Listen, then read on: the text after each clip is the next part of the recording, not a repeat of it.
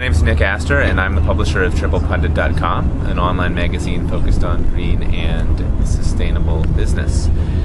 We just had a panel about the future of media, disruption in media, and how these things are related to advancing environmental and social causes. I think one of the most interesting things that came out of the panel for me was that we discussed this idea of conversation, and it's the idea of when one publishes, to think of it more as a conversation, think of it more as something that's asking questions, not as a definitive one-way piece of communication. The reason that that's significant seems kind of obvious if you've already been participating in it, but it still actually represents a pretty significant change in the way people have traditionally gone about publishing. They've really thought about things as this is me and I walk away. And in today's world, with people so interconnected through technology, that type of conversation is going to sit there, and it might have an impact, but it's going to have way less of an impact than it might have if people are really engaging with it. And it might even have negative impact if there's something in it that folks find disagreeable. Go. So another thing that was interesting... It's okay.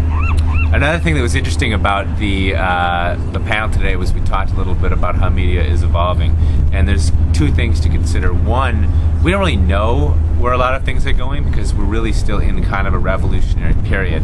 And to put a little bit of historical perspective on it, this is what we talked about at the panel. We talked about how publishing in the olden days, in the real olden days, like the 1500s, was something that could only be undertaken by a really wealthy person, because you had to pay a bunch of monks to sit in the basement of a church writing things out by hand, painstakingly, one book after another. So when Gutenberg came along and invented the printing press, suddenly that radically changed things, and it helped usher in the Renaissance, because people were suddenly, it increased both the quantity as well as the variety of things that were available for people to read.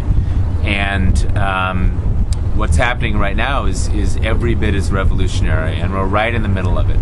And so we're seeing a lot of people getting concerned about all of the chatter out there, and it's definitely increased the amount of chatter, but it's also increased the ability for people to publish. For the first time ever, it's basically free to publish. All you need is access to a computer. You don't even need to own one.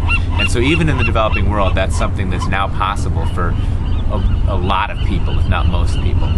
And so, yeah, it increases the amount of chatter out there, but it also increases the amount of really high quality, really interesting stuff, be it about a particular issue, be it personal, be it whatever. The fact that that stuff is out there, and the fact that people are committing their time and their soul to it, means that over time, some voices are going to start to emerge from that chatter, and I think it's going to greatly improve and add clarity to basically this whole conversation that we're having, which is about how we can build a better world.